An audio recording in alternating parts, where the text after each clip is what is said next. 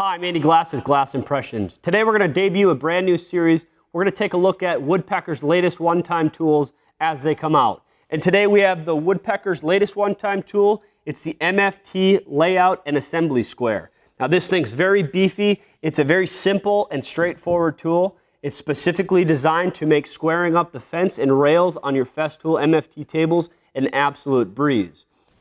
Woodpeckers includes 2 MFT positioning dogs, and that allows the user to align your rail or material on the MFT tables or a similar table with similar hole patterns to 45, 90, or even inline to the dog holes.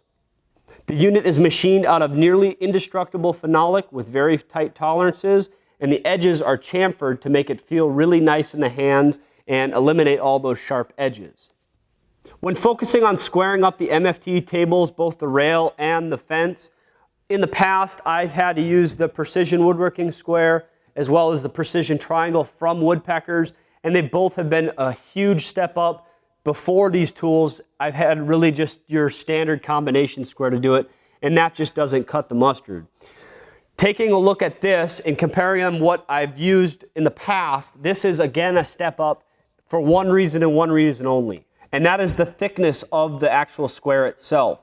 The nearly 3/4 inch height gives you a lot of registration that allows you to touch the fence that's basically flush with the table of the MFT, as well as your rail that could potentially be raised to maybe cut 3/4 inch material, a 1/2 inch. The increased thickness allows you to just literally set this on the MFT table, butt it up against the fence, and adjust your fence to your rail.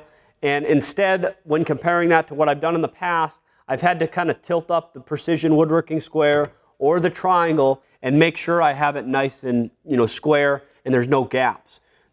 Really just the MFT layout and assembly square takes the guesswork out of that, and that's really handy. Now, is it a necessity for your MFT table? Absolutely not. As you just saw, there's other tools that I can use to square that up, and it certainly takes a little bit more time or might be a little tedious, but you certainly can get the job done.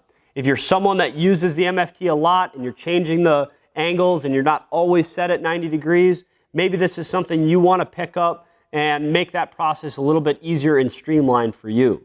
Now, this is also an assembly square. So it's very beefy. Again, it's very thick, nearly at 3/4 inch, and it has 2 clamping pockets out here that allow you to clamp it to your work surface. And it also doubles as a handle when you're carrying it around the shop or going to assembly tables or whatever you have going on in the shop.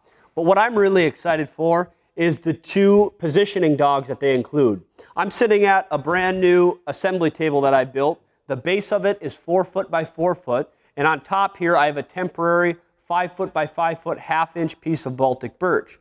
My plan is to take 2 pieces of 1/2 inch Baltic birch and sandwich them between a small ribbing that makes a nice, even, flat torsion box top, but then put this unit into the CNC and mill those hole patterns just like on the MFT table. And now I can use the MFT layout and assembly square with the 2 positioning dogs and have a lot of versatility on my assembly table.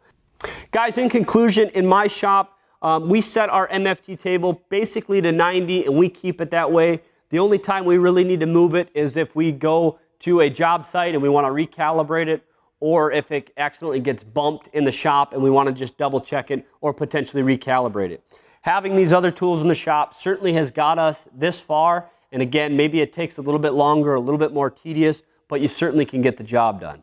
If you're someone that needs to do it quite often, check out the MFT Layout and Assembly Square by Woodpeckers. Let me know below what you guys think. If you have any questions, comments, or concerns, I'll be happy to provide some feedback and answer any questions you may have. Follow the links in the description to follow me on social media, as we have a ton of woodworking content and CNC content. Don't forget to smash that like button, share this video. I'm Andy Glass with Glass Impressions. Thanks for watching. I'll see you next time.